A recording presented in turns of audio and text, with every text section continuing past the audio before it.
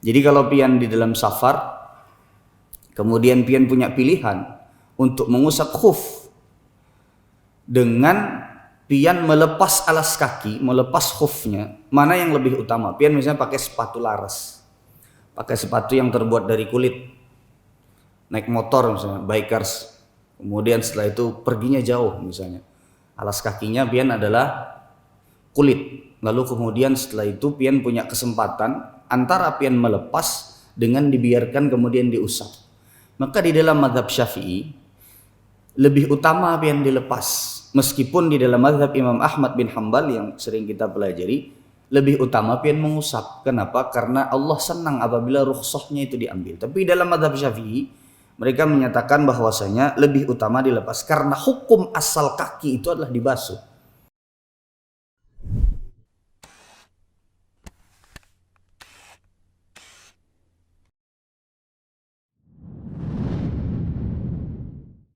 Bismillahirrahmanirrahim. Assalamualaikum warahmatullahi wabarakatuh. Alhamdulillahi rabbil alamin.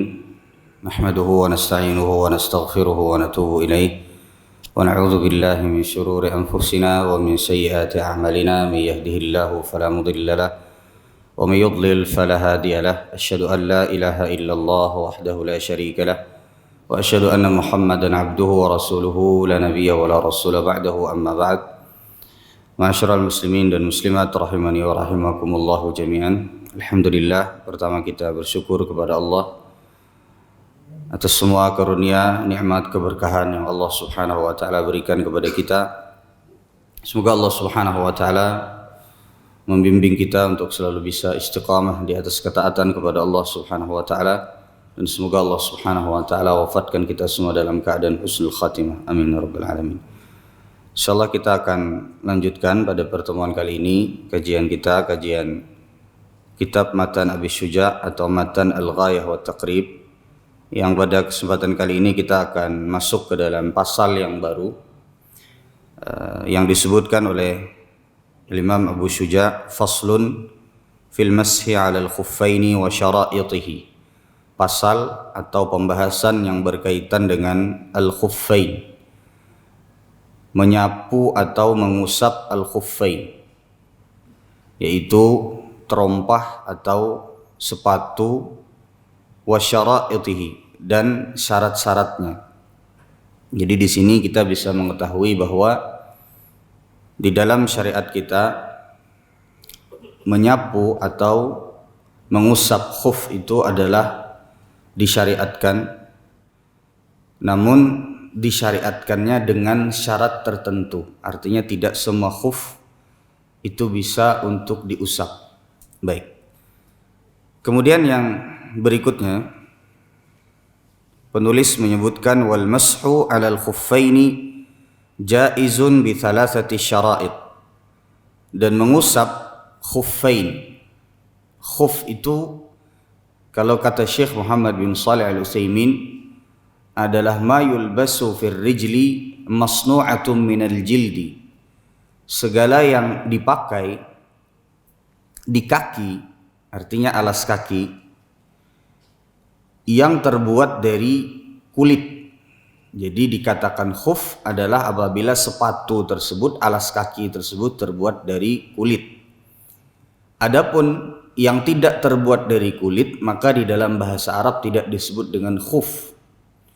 Jadi kalau cuman terbuat dari wol atau terbuat dari kain, meskipun tebal seperti sepatu yang saat ini kita dapati di negara kita, ini bukan dikatakan sebagai khuf, kecuali kalau seandainya sepatu tersebut terbuat dari kulit, seperti misalnya sepatu tentara yang terbuat dari kulit, sepatu polisi yang terbuat dari kulit, maka ini bisa dikatakan khuf.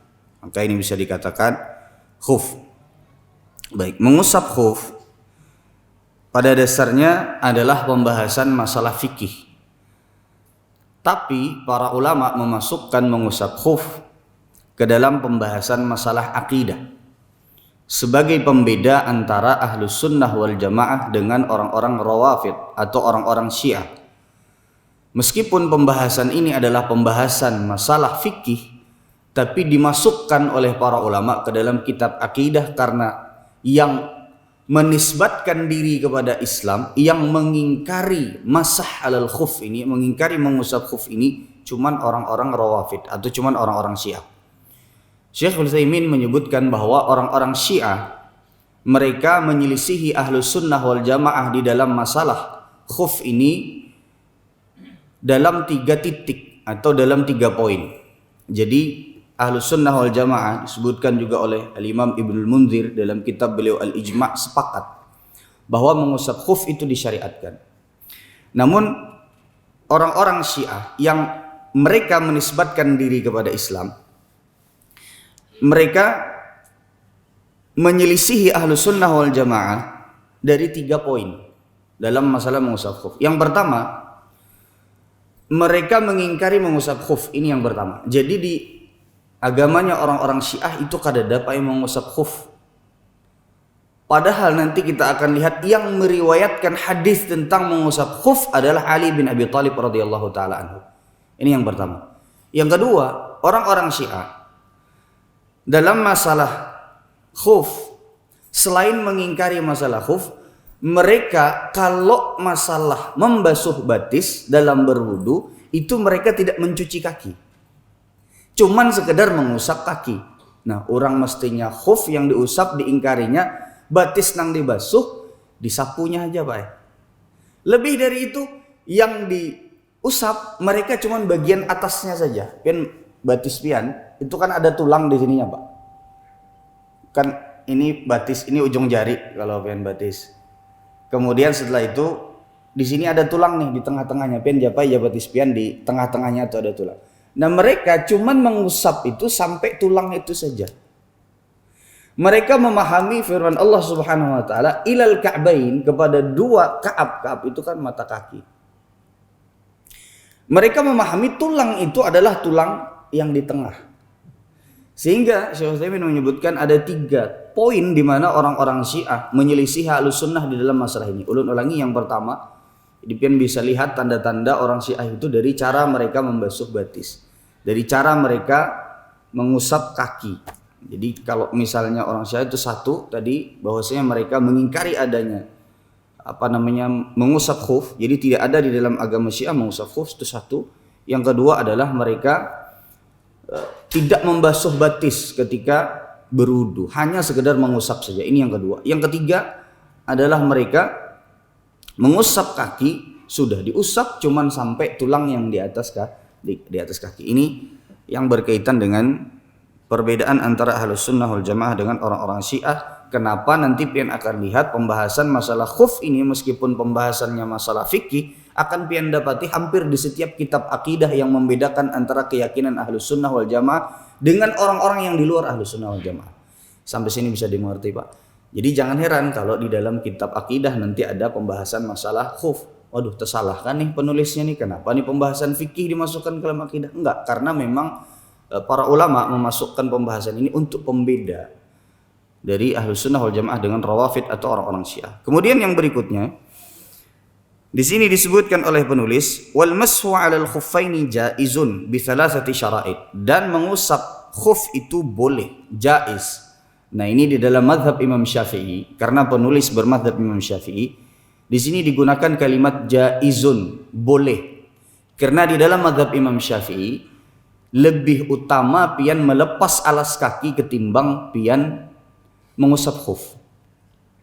Jadi kalau pian di dalam safar, kemudian pian punya pilihan untuk mengusap khuf dengan pian melepas alas kaki, melepas khufnya, mana yang lebih utama? Pian misalnya pakai sepatu laras, pakai sepatu yang terbuat dari kulit, naik motor misalnya, bikers, kemudian setelah itu perginya jauh misalnya, alas kakinya pian adalah kulit. Lalu kemudian setelah itu pian punya kesempatan antara pian melepas dengan dibiarkan kemudian diusap. Maka di dalam mazhab Syafi'i lebih utama pian dilepas. Meskipun di dalam mazhab Imam Ahmad bin Hanbal yang sering kita pelajari, lebih utama pian mengusap. Kenapa? Karena Allah senang apabila rukhsahnya itu diambil. Tapi dalam mazhab Syafi'i mereka menyatakan bahwasanya lebih utama dilepas karena hukum asal kaki itu adalah dibasuh. Baik. Tapi ini secara umum. Tapi kalau secara perincian, semua sama-sama membagi hukum mengusap khuf ini menjadi 5. Ulun ulangi, hampir semua para ulama membagi mengusap khuf ini menjadi 5 keadaan. Jadi masing-masing keadaan itu memiliki hukum tersendiri. Ada kita di antaranya mengusap khuf itu hukumnya menjadi wajib. Jadi pian mengusap khuf hukumnya bisa menjadi wajib. Meskipun hukum asalnya tadi di dalam mazhab Imam Syafi'i ini jais atau boleh. Nah, di dalam mazhab Syafi'i dan di dalam mazhab-mazhab yang lainnya hukumnya itu terbagi menjadi 5. Ini mengusap khuf hukumnya berapa tadi Pak? 5. Ada saat di mana kita wajib untuk mengusap khuf. Kapan? Ketika misalnya pian cuman punya air sedikit, cukup untuk membasuh wajah, cukup untuk membasuh tangan, cukup untuk mengusap kepala, tapi tidak cukup untuk membasuh batis. Hanya cukup untuk mengusap batis. Maka di situ jangan dilepas sepatu pian, wajib pian mengusap khuf. Karena kalau seandainya pian paksakan untuk membasuh batis, maka banyunya kada cukup. Bisa dimengerti sampai sini Pak? Jadi dalam keadaan air itu sedikit, pian menggunakan khuf, pian dalam perjalanan jauh, pian cari ke dalam musola, tapi pian ada isi banyu yang cukup untuk berwudu, tapi tidak cukup untuk membasuh batis. Ustaz dikanak-kanakan sedikit batisnya pakai banyu. Jadi batis itu Pak dibasuh bukan diusap. Perbedaan antara dibasuh dengan diusap itu, kalau dibasuh itu ada air yang mengalir. Kalau diusap itu kata Syekh Utsaimin rahimahullah cuman sekedar dibasahi sedikit saja, kayak pian membasahi kepala pian. Bisa dimengerti Pak? Jadi jangan sampai kita batis diusap, karena kayak orang Syiah. Jangan sampai batis diusap, jangan sampai juga kepala dibasuh. Karena sebagian dari kita banyu itu sampai mengalir Pak. Ini sudah merubah firman Allah Subhanahu wa taala yang menyuruh kita untuk mengusap, kita rubah menjadi dibasuh. Karena di antara perbedaan antara membasuh dengan mengusap itu adalah mengusap itu cuma sekedar basah sedikit saja, lewat banyu sedikit. Tapi kalau membasuh itu sampai ada air yang mengalir sampai betitikan banyunya. Kalau pian kalau di tangan kan sampai. Meskipun sebagian para ulama menyatakan di antara kategori membasuh itu juga ada tekanan air sedikit. Tapi intinya kata Syekh Utsaimin adalah bahwa kalau membasuh itu ada air yang mengalir. Jadi coba pian perhatikan yang namanya membasuh itu bilanya pian kan kita kalau pian pakai keran biasanya kan pian culupakan kan tangan pian kan di bawah keran biasanya kan. Nah itu kan ada air yang mengalir Pak. Nah itu membasuh. Kalau kepala jangan dibasuh, jangan pian masukkan di bawah keran. Itu jangan. Ini membasuh. Ini menyalahi firman Allah Subhanahu wa taala yang menyuruh kepada kita kepala itu diusap saja, Pak. Sama dengan batis. Jangan sampai pian batis ini diusap saja. Ambil banyu sedikit lalu kemudian disapu-sapu. Ini namanya diusap, kada bujur beudunya. Kalau pakai khuf, nah itu baru diusap. Jangan khufnya nang dibasuh, terbalik-balik. Sampai sini bisa dimengerti, Pak? Baik. Jadi ada keadaan di mana kita mengusap khuf itu dalam keadaan wajib ketika kita memiliki air yang sedikit, hanya cukup untuk membasuh wajah, hanya cukup untuk membasuh tangan, mengusap kepala, tapi khufnya cuma cukup buat diusap. Dalam hal ini kada boleh pian melepas khuf, Pak. Harus pian sapu. Karena kalau seandainya pian lepas kada cukup banyunya. Ya. Itu yang pertama. Yang kedua, ada hukum disebutkan di dalam mazhab Syafi'i dan ini luar biasa, bagus sekali. Mereka menyebutkan tentang perincian ini. Ada hukum di mana posisi seseorang itu mustahab, dianjurkan untuk mengusap khuf. Di antaranya kata mereka adalah fi haqqil mutaraddid fi thubuti hadhihi syariah. Yaitu buat orang-orang yang masih agak ragu terhadap syariat mengusap khuf ini, maka sunnah dianjurkan untuk mereka tidak melepas khuf mereka. Jadi pian masih ragu-ragu nih. Bujurkah kadakah? Jangan-jangan bujur orang Syiah nih. Nah, kalau pian sudah merasa seperti itu, jangan dilepas sepatu pian. Maka sekalian harus diusap. Ya, ini yang kedua. Ya, bisa yang ketiga bisa hukumnya makruh. Bagaimana hukumnya makruh?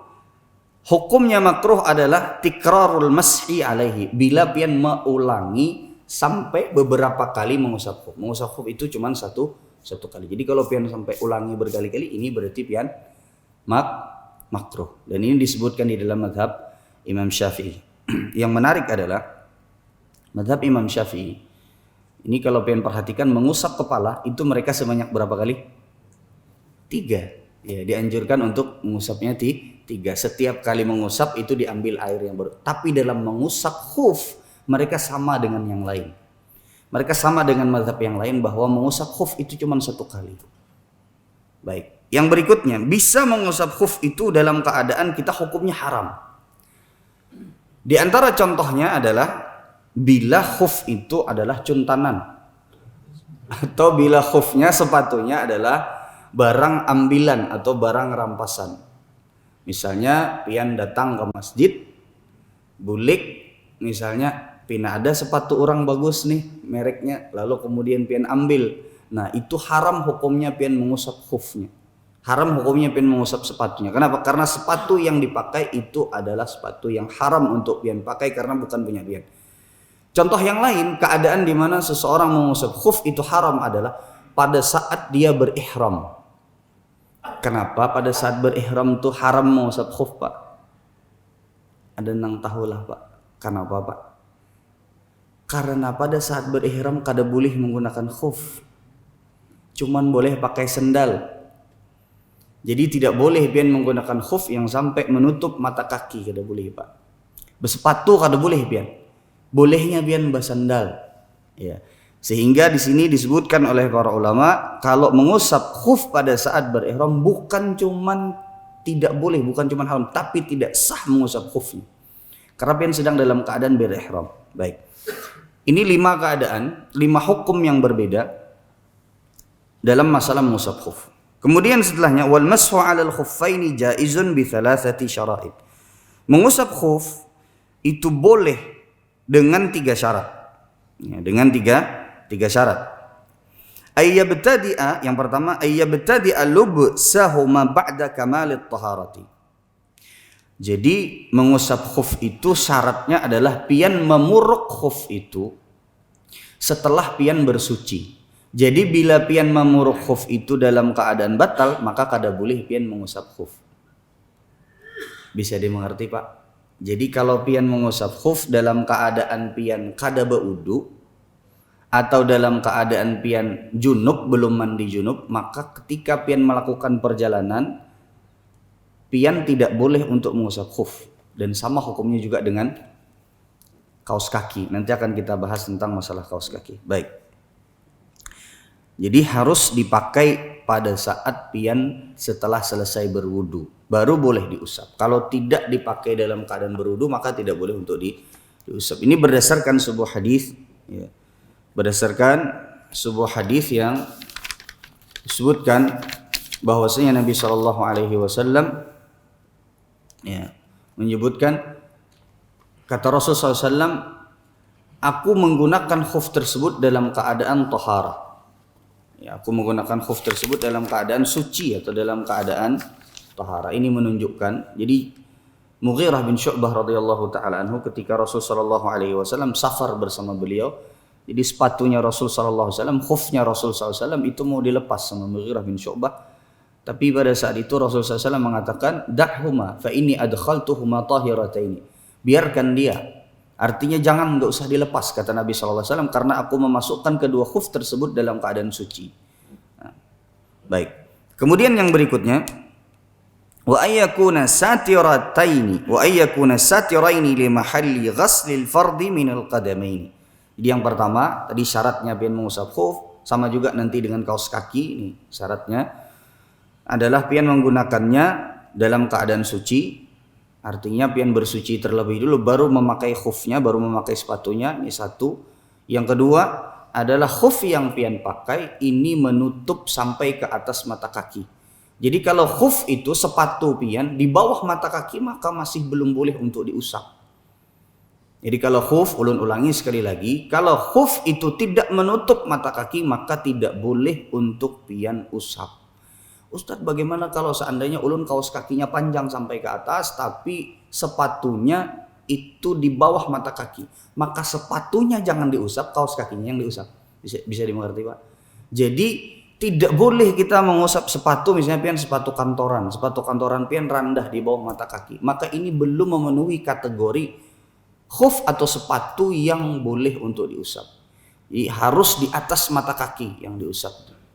Kayak sekarang mungkin kayak sepatu basket, Pak, sepatu basket yang yang tinggi, atau sepatu laras yang tinggi sampai menutupi mata kaki, dan menutupi mata kaki kalau dari bawah ke atas itu tidak masalah. Sepakat para ulama bahwa menutup mata kaki itu kalau dari bawah ke atas itu tidak menjadi masalah.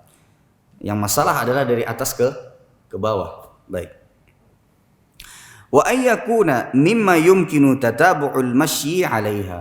Nah, yang ketiga adalah syaratnya khuf yang dipakai itu mungkin untuk dibawa berjalan. Jadi bukan khuf yang kalau dibawa berjalan itu terpacul-pacul. Nah, ini tidak termasuk khuf yang boleh untuk diusap. Jadi kurang lebihnya Pak lah, masalah mengusap khuf ini ada beberapa syarat dan ditambahkan oleh sebagian ulama. Kalau di dalam matan Abi Syuja ada 3 tadi. Yang pertama adalah menggunakan khuf tersebut dalam keadaan suci, jadi pada saat memakainya kita dalam keadaan suci. Yang kedua adalah khuf yang dipakai itu harus menutupi sampai ke atas mata kaki. Sampai ke atas mata kaki. Bila di bawah mata kaki berarti belum boleh untuk diusap. Yang ketiga adalah khufnya mungkin untuk digunakan berjalan. Jadi khufnya bisa digunakan untuk berjalan. Artinya khuf itu nempel di kaki, Pak. Karena ada sebagian khuf, ada sebagian sepatu yang itu karena misalnya kelonggaran, karena misalnya terlalu besar sepatunya tidak bisa dibawa untuk berjalan. Misal pian batis ukuran 39 atau 40. Memakai sepatu khuf ukuran 45 misalnya. Ya kan? Ini pian kita kawa dibawa berjalan. Kenapa? Karena bisa terpacul-pacul. Karena misalnya ukurannya lebih besar. Ini tidak boleh diusap. Kenapa kada boleh diusap, Pak? Karena memaculnya gampang. Kalau usah dipacul, terpacul sorangan. Sementara sebab kenapa kita disyariatkan untuk mengusap khuf karena sulitnya melepas khuf tersebut khususnya dalam perjalanan. Bisa dimengerti sampai sini, Pak? Ya baik. Kenapa sampai para ulama menyebutkan syarat ini? Karena hikmah atau illah dari kita itu mengusap khuf karena ngalih dilepas. Amunnya sepatu itu tapacul-pacul di bawah berjalan, berarti itu masih tidak masuk dalam kategori khuf yang boleh untuk diusap. Bisa dimengerti sampai sini, Pak? Baik. Yang berikutnya ditambahkan oleh sebagian para ulama. Ini 3 tadi syaratnya, ditambahkan oleh sebagian para ulama bahwa khufnya itu harus bersih suci. Jadi khuf yang pian pakai itu harus suci. Jadi kalau khufnya itu adalah terbuat dari najis, misalnya seperti khufnya terbuat dari kulit babi, dari kulit anjing misalnya, maka ini tidak boleh untuk diusap. Ditambahkan lagi oleh sebagian para ulama, di antara syarat mengusap khuf adalah mashuhuma fil hadatsil asghar la fil janabah. Pian mengusapnya boleh dalam keadaan hadas kecil. Kalau dalam hadas besar tidak boleh mengusap khuf. Hadas besar tuh kayak Pak, dalam keadaan kalau pian kan misalnya sudah terpenuhi syarat yang lain, kemudian setelah itu pian buang air kecil atau kentut pian, maka boleh pian untuk berwudu kemudian cuman mengusap khuf. Tapi kalau dalam perjalanan kemudian pian pakai khuf, syarat yang lain terpenuhi, tapi misalnya pian dalam keadaan hadas besar. Kalau wanita misalnya pas dalam bersih dari haidnya misalnya. Atau seorang laki-laki tiba-tiba dia di perjalanan di mobil dia ihtilam, mimpi basah misalnya pas dalam perjalanan. Kan hadasnya hadas besar. Jadi itu harus dilepas, tidak bisa pian mengusap khuf kalau hadasnya itu adalah hadas besar. Baik. Kemudian di antara yang berkaitan dengan khuf ini, adalah bahwa para ulama menyebutkan hukumnya itu adalah sama seperti kaos kaki. Hukumnya sama seperti kaos kaki. Baik. Namun tentu saja kaos kaki ini juga memiliki hukum tersendiri. Jadi kalau di dalam bahasa Arab disebut dengan al-jawrab. Jawrab itu adalah alas kaki yang terbuat dari kain. selain terbuat dari kulit. Jadi ada yang terbuat dari kain, kayak misalnya sepatu kita pada saat ini, atau mungkin juga kaos kaki, ini terbuat dari, terlepas dari tebal dan tipisnya, maka ini disebut dengan jawrab. Ya, disebut dengan jawrab. Di dalam mengusap kaos kaki ini sebenarnya ada silang pendapat di kalangan para ulama. Apakah dia itu termasuk dari khuf atau bukan? Karena kalau dikatakan khuf dia jelas bukan. Kenapa? Karena khuf itu terbuat dari kulit dan lebih sulit untuk dilepas. Namun mayoritas para ulama menyatakan hukum kaos kaki itu mengambil hukum khuf. Kenapa? Karena mereka sama-sama dipakai di kaki dan dalam beberapa keadaan kaos kaki pun juga sulit untuk dilepas. Nah, dalam beberapa keadaan pun juga kaos kaki itu sulit untuk dilepas. Bahkan di dalam sebuah hadis yang diriwayatkan oleh Al-Mughirah bin Syu'bah radhiyallahu taala anhu. Beliau meriwayatkan hadis ini adalah hadis yang diriwayatkan oleh Al-Imam Al-Hakim, diriwayatkan oleh Al-Imam Abu Daud, diriwayatkan oleh Al-Imam At-Tirmidzi, juga Al-Imam Al-Baihaqi, dan hadis ini dinyatakan sahih oleh Syekh Al-Albani rahimahullah dan juga Al-Imam At-Tirmidzi. Jadi Mughirah bin Syu'bah meriwayatkan annahu sallallahu alaihi wasallam masaha 'alal jawrabain. Sungguh Rasul sallallahu alaihi wasallam pernah mengusap al-jawrabain. Rasul pernah mengusap alas kaki yang terbuat dari kain. Terlepas dari kainnya itu seperti apa, cuman yang jelas kata Mughirah bin Syu'bah dan hadisnya disahihkan oleh Al-Imam At-Tirmidzi dan juga Syekh Al-Albani rahimahullah. Jadi ini dasar kenapa kita mengatakan bahwasanya kaos kaki pun juga boleh untuk diusap. Hanya saja para ulama menyebutkan syarat kaos kaki yang bisa diusap. Jadi ada beberapa syarat kaos kaki yang bisa diusap. Yang pertama adalah satirah li mahallil fardi. Ini kurang lebih sama seperti tadi, yaitu menutupi mata kaki. Yang kedua ayyakuna safiqan. Kaos kakinya itu tebal. Jadi la tural basyaratu min tahtiha. Ini disebutkan oleh Syekh Ibnu Utsaimin rahimahullahu taala bahwa kaos kaki yang kategorinya boleh diusap itu adalah kaos kaki yang tebal yang tidak terlihat kulit bila dilihat dari luar. Contoh kaos kaki yang terlihat kulit dari bagian luar adalah stocking. Kaos kaki stocking buat perempuan itu ada yang sangat tipis sekali, atau misalnya kaos kaki kita, kaos kaki kantoran. Pian kadang-kadang pakai kaos kaki kantoran, ada yang kaos kakinya tipis biasanya. Kemudian kalau pian pakai warnanya hitam, masih ada kelihatan putih-putih warna kulit pian. Nah, ini tidak boleh untuk diusap. Baik. Kenapa tidak boleh untuk diusap? Pertama, kalau kaos kakinya itu ringan dan kaos kakinya itu tipis, maka berarti mudah untuk dilepas. Itu satu. Yang kedua, alasan kenapa kita itu diusap adalah bahwa supaya air itu kan tidak sampai ketika diusap. Tidak sampai ke dalam. Karena kalau sampai ke dalam berarti ya ngapain kita untuk diusap? Berarti harus dibasuh. Kalau kita mau menyentuhkan ke kulit berarti itu dibasuh. Kalau kita mau menyentuhkan ke pelapis kulit seperti sepatu, kaos kaki, berarti jangan sampai air tersebut sampai ke kulit. Bisa dimengerti nggak Pak? Baik, ulun ulangi dengan bahasa yang insyaallah lebih mudah. Kalau pian itu batis nang dikenakan air dalam berwudu berarti hukumnya dibasuh. Tapi kalau pian mengenakan alas kakinya berarti itu diusap. Kalau seandainya alas kakinya tipis berarti alas kakinya kena, dalamnya pun juga kena. Ini setengah-setengah berarti. Sehingga para ulama menyatakan harus tebal. Kenapa? Karena jangan sampai airnya masuk ke dalam, dan kalau seandainya kaos kaki itu tipis mudah untuk dilepas. Bisa dimengerti sampai sini Pak? Baik.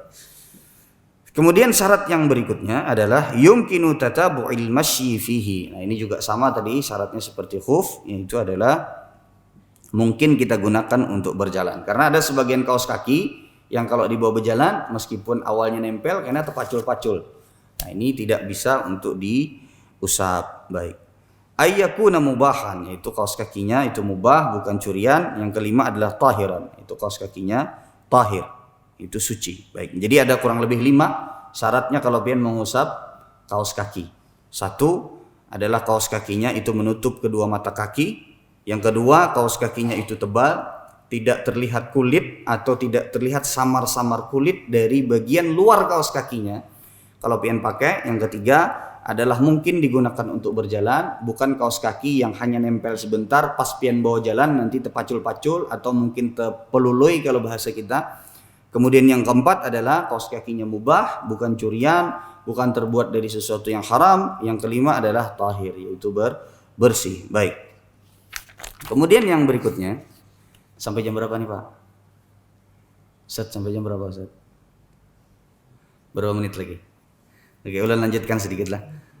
Tentang masalah bagaimana kalau seandainya khuf yang diusap itu adalah khuf yang sobek.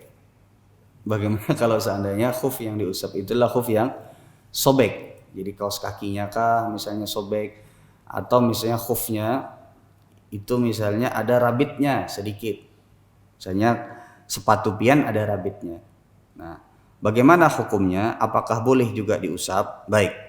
Dalam masalah ini ada sebagian para ulama yang menyatakan memang tidak boleh untuk diusap kalau kaos kakinya sobek. Kenapa? Karena berdalih dengan tadi.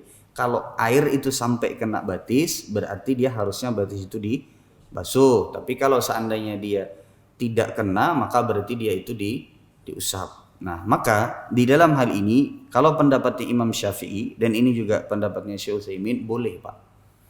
Karena yang diusap itu hanyalah bagian atasnya. Kalau pian memang tipis, itu mau pian usap bagian atas, bagian bawah, itu akan tetap kena air masuk. Nah, bedanya kalau khuf itu, maka dihindarkan dari yang sobek. Jadi diusapnya itu di bagian atas dan usahakan untuk tidak mengenakan air ke kulit.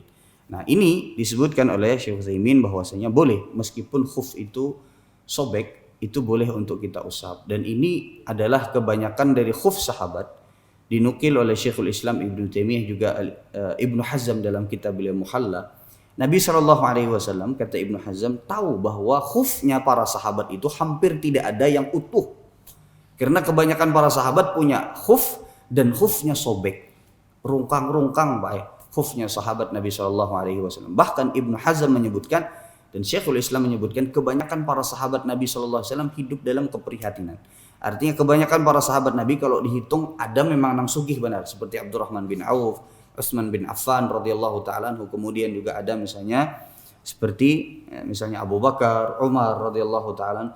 Tapi untuk kebanyakan para sahabat maka mereka hanya untuk menambal aja nih Pak, menjahit khuf saja itu mereka kadang-kadang kada terjahit. Kenapa? Karena mereka memang hidupnya di bawah. Artinya bahkan Nabi SAW sampai berbulan-bulan tidak mengepul dapur sidin. Diriwayatkan dalam hadis Aisyah cuman makan kurma dan air. Kan ini berbulan-bulan Pak, sampai datang 3 purnama. Berarti berapa bulan tuh 3 purnama? 2 bulan. Sampai tidak mengepul dapur sidin. Nah, ini Nabi SAW, begitu pula para sahabatnya. Kata Ibnu Hazm, Nabi SAW tahu keadaan khufnya para sahabat itu banyak nang bolong-bolong. Tapi Nabi SAW tidak pernah membedakan antara khuf yang bolong dengan khuf yang tidak bolong dalam masalah mengusap khuf. Sehingga kalau seandainya Nabi tahu bahwasanya khuf sahabat beliau itu ada yang beluang-luang, ada yang bolong-bolong. Sementara Nabi SAW memukul rata semua khuf itu diusap, tanpa membedakan dan tanpa menjelaskan ada khuf yang bolong yang tidak boleh untuk diusap. Maka kata Ibnu Hazm, kita mengetahui dari sini bahwasanya Nabi memang membolehkan mengusap khuf meskipun khufnya bolong. Karena ini yang kebanyakan dilihat oleh Nabi dengan para sahabatnya. Bisa dimengerti sampai sini Pak. Jadi kalau pian nanti kaos kakinya misalnya bolong, memang ada sebagian para ulama yang menyatakan tidak boleh untuk diusap. Tapi sekali lagi tadi di dalam mazhab Syafi'i boleh, asalkan bolongnya itu adalah bolong yang kira-kira masih wajar. Bila rungkangnya itu sudah setengah batis sepatunya, nah ini jangan lagi diusap karena pian akan mengenakan air ke kulit pian. Jadi ini yang disebutkan oleh para ulama di dalam masalah khuf yang sobek. Baik. Kemudian sampai ke angka 2 nih Pak. Baik. Kemudian yang berikutnya di antara yang berkaitan juga dengan khuf adalah bahwa Ali bin Abi Thalib radhiyallahu taala anhu meriwayatkan sebuah hadis atau meriwayatkan sebuah riwayat. Jadi tentang masalah yang mana bagian yang diusap khuf nih. kalau pian perhatikan di dalam sebahagian literatur madhab, jadi supaya pian jangan bingung kalau ada orang yang mengusapnya itu atas lawan bawah. Di dalam madhab Imam Syafi'i, ini sebenarnya adalah madhab resmi di negara kita yang notabene-nya adalah madhab Syafi'i. Mereka menganjurkan untuk mengusap, kalau di atas kan wajib diusap, harus diusap. Tapi madhab Imam Syafi'i menganjurkan untuk mengusap bagian bawah juga. Jadi bagian atas dan bagian bawah. Yang atas harus diusap, wajib diusap. Yang bagian bawah ini dianjurkan. Ini madhab Syafi'i. Sehingga pian jangan bingung kalau ada sebahagian orang yang mengusap itu bagian atas dan bagian bawah. Namun kalau dilihat dari kekuatan dalil, maka madhab Imam Ahmad bin Hanbal, dan ini madhabnya Syekhul Islam Ibn Taimiyah dan juga Syekh Utsaimin rahimahullah juga menyebutkan bahwasanya yang diusap itu adalah bagian atasnya. Yang diusap adalah bagian atasnya. Berdasarkan sebuah riwayat yang disebutkan oleh Ali bin Abi Thalib radhiyallahu taala anhu, dan hadisnya adalah hadis diriwayatkan oleh Imam Al-Hakim, Abu Daud, dan sanadnya sahih, juga disahihkan oleh Syekh Al-Albani rahimahullah. Maka Ali bin Abi Thalib radhiyallahu taala anhu mengatakan, "Lau kana ad-dinu bir-ra'yi," kalau seandainya agama itu hanya murni menggunakan pendapat, lakana asfalal khuffi aula bil mashi min a'lahu. Maka sungguh bagian bawah khuf itu lebih cocok untuk diusap ketimbang bagian atasnya. Karena nang rigat nang mana, Pak? Bagian bawah. Karena nang rigat yang bagian bawah. Waqad ra'aitu Rasulullah sallallahu alaihi wasallam yamsahu dhahira khuffaihi, dan aku telah melihat Rasul sallallahu alaihi wasallam yang diusap, kata Ali bin Abi Thalib, adalah bagian atasnya. Nah, cuman Syekh Utsaimin rahimahullahu taala menyebutkan apa maksudnya kalau seandainya agama itu menggunakan pendapat, menggunakan akal, maka akan lebih utama mengusap bagian bawah khuf ketimbang atas khuf. Ulun bertakon lan pian. Kalau bama masukkan ke akal, mana yang lebih masuk akal untuk diusap? Atas ke bawah kah? Ulun bertakon lan pian, atas ke bawah kah? Kalau bama masukkan akal nih. Baik, ulun akan jelaskan. Maksud dari riwayat Ali bin Abi Thalib radhiyallahu taala ini sebenarnya adalah riwayat yang iskal atau muskilah atau masalah di kalangan para ulama. Karena kalau akal kita, Pak, akal kita orang awam nih, Pak lah. Dalam artian itu kita yang ilmunya tidak sampai seperti para ulama madhab dan lain sebagainya. Para ulama-ulama yang ilmunya itu artinya paten dan kompeten dalam masalah ini, kita akan menilai bahwasanya yang bagian bawah ini lebih utama. Tapi para ulama ketika melihat hadis ini, mereka menyatakan ini masalah karena sebenarnya yang disyariatkan di dalam syariat kita itu lebih sesuai dengan akal.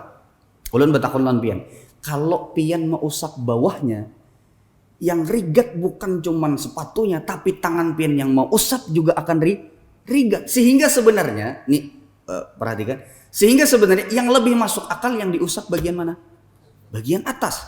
Kata para ulama, sebenarnya syariat kita ini sudah sesuai. Yang diusap itu bagian mana? Bagian atas. Karena kalau yang diusap adalah bagian bawah, pian merigati tangan.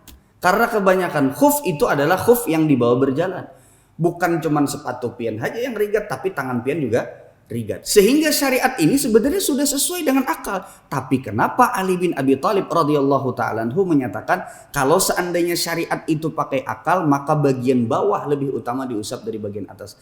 Apa jawabannya, Pak? Para ulama menyebutkan bahwa maksud dari Ali bin Abi Thalib radhiyallahu ta'ala anhu, kalau seandainya agama itu menggunakan akal, maksudnya adalah akal orang yang berfikirnya itu hanya di depan saja. Tapi kalau para ulama, akalnya para sahabat, akalnya para ulama, maka itu sudah sesuai dengan syariat. Bisa dimengerti loh, Pak. Jadi ketika kita mengatakan mana yang paling sesuai dengan akal, ya seperti syariat kita, bagian atasnya itu yang paling sesuai dengan akal kita. Ya meskipun tentu saja bukan akal kita ini yang menjadi landasan dalil, karena memang Nabi mengusap bagian atasnya. Tapi untuk memecahkan kalimat Ali bin Abi Thalib radhiyallahu ta'ala anhu yang mengatakan kalau seandainya agama itu pakai akal, maka bagian paling bawah yang diusap. Sementara kalau kita pikir-pikir, sebenarnya syariat kita masuk akal. Kenapa? Karena kalau bagian bawah yang diusap berarti akan semakin kotor tangan kita. Sudah bujur sudah. Tapi maksudnya Ali bin Abi Thalib ini adalah akal orang yang berpikir hanya sekedar sekilas saja, bukan akal orang yang mendalami masalah ini kemudian memikirkan dengan seksama. Baik, ini yang mungkin bisa ulun sampaikan pada kesempatan kali ini.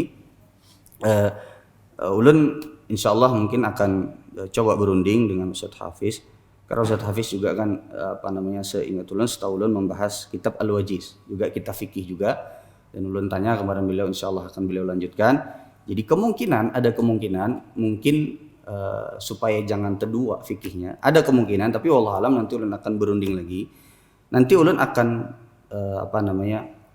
kitab Matan Abi Syuja mungkin akan kita sudahi, dan kita akan bahas qawaid al-fiqhiyah, kaidah-kaidah dalam ilmu fikih. Jadi mungkin supaya lebih supaya kita manfaatkan waktu, kemudian kita manfaatkan kesempatan yang ada, Ustaz Hafiz bahas fikihnya, nanti ulun kaidah-kaidah di dalam masalah ilmu fikih. Kemungkinan seperti itu, tapi insya Allah nanti ulun akan rundingkan lagi jika misalnya memang diizinkan oleh takmir dan kemudian juga kesempatan yang ada.